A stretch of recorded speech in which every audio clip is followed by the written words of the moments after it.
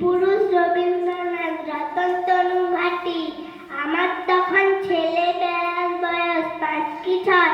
বীর পুরুষকে রেখেছিলাম সামনে যেমন হয়। ঘুম ভাঙতেই ছুটে গেছি পরীক্ষাত কাকুর। এই কবিতা লিখেছিলেন মোদের রবীন্দ্র ঠাকুর।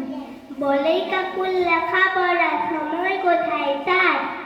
আমি তখন মনে মনে পালকিতে মাঠ পার। মা বললেন খোকার খেতে পারুল খেতে দে রে।